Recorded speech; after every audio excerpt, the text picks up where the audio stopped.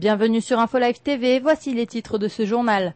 Le président syrien Bachar al-Assad effectuera ce mercredi une visite de travail en Russie à l'invitation de son homologue russe Dimitri Medvedev. Les deux hommes d'État qui ont souligné la nécessité d'une coopération s'entretiendront des relations bilatérales du processus de paix au Moyen-Orient ainsi que des derniers développements sur la région. Selon certains analystes, la Russie pourrait bien revoir ses liens avec Israël et prendre la décision d'augmenter son assistance militaire aux pays arabes dont la Russie.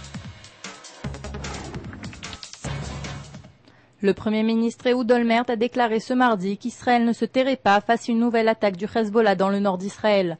Selon le Premier ministre israélien, le mouvement chiite est en train de se réarmer afin de prendre pour cible des civils.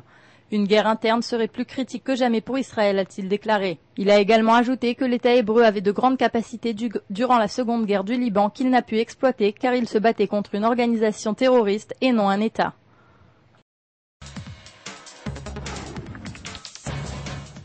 De nouveau, une roquette Qassam atterrisse dans un terrain vague du conseil régional de Sha'ar HaNegev. Cette fois aussi, on ne déplore ni blessés ni dégâts.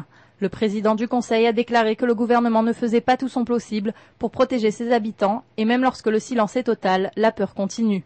C'est plus d'une vingtaine de roquettes qui ont été tirées sur Israël depuis le commencement de la trêve signée en juin dernier.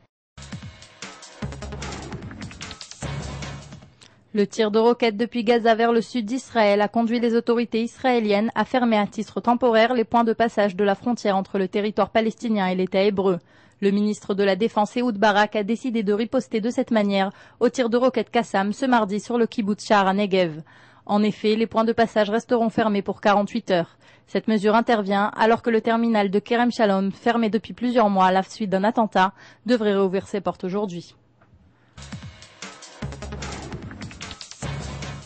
Le ministre de l'Intérieur Meir Shetrit a lancé sa campagne pour la présidence du parti Kadima ce mardi soir.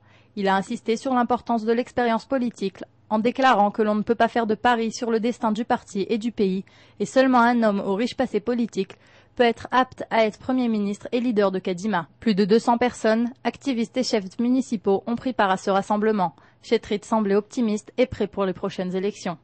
Nouveau sur InfoLive TV, vous pouvez visionner toutes nos vidéos en un seul clic sur le lien qui apparaît à gauche de l'article. C'est la fin de ce journal, merci de l'avoir suivi sur InfoLive TV, la première télévision israélienne sur Internet qui émet en 4 langues depuis Jérusalem.